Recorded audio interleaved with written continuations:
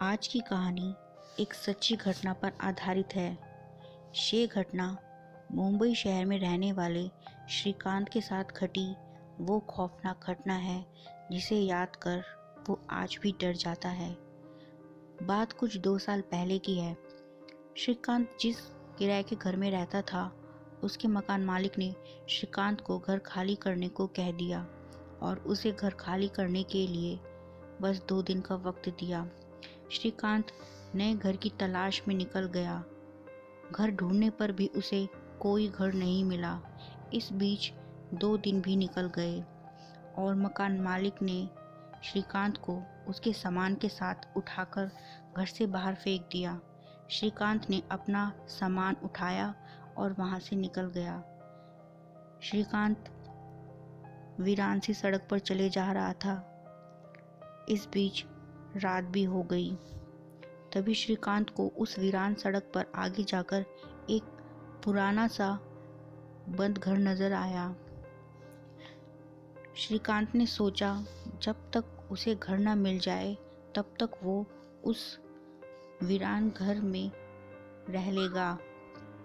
श्रीकांत उस वीरान घर के दरवाजे पर पहुंचा तो दरवाज़ा अपने आप खुल गया। ये देख श्रीकांत थोड़ा डर सा गया। श्रीकांत अपने आप से, अरे श्रीकांत, डरने की कोई बात नहीं है, दरवाज़ा तो हवा से खुला होगा, मैं भी पागल हूँ। श्रीकांत अपना सामान लेकर उस वीरान घर के अंदर घुस गया। उस घर में चारों ओर अंधेरा था। श्रीकांत ने अपने फ़ोन की टॉर्च ऑन की तो उसने एक हैरान करने वाली बात देखी। वो पूरा घर एकदम साफ सुथरा पड़ा था। श्रीकांत अपने आप से, ये घर तो बहुत सालों से बंद पड़ा था, फिर भी ये अंदर से इतना साफ कैसे? तभी श्रीकांत को कुछ आवाज़ सुनाई दी। श्रीकांत, ये आवाज़ तो मेरे पीछे से आ रही है।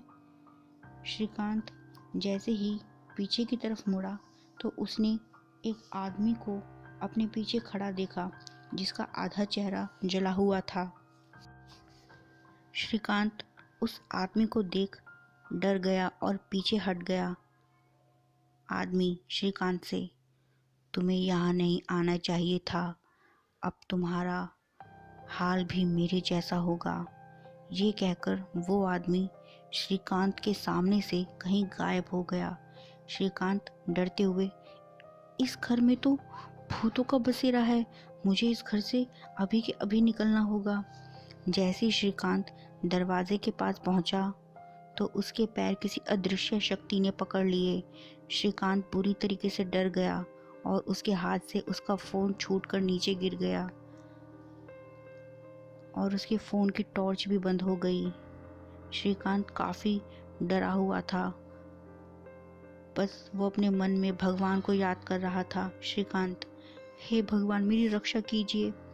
तभी श्रीकांत के पैर उस अदृश्य शक्ति ने छोड़ दिए। श्रीकांत उस घर से निकलने का कोई दूसरा रास्ता ढूंढने लगा।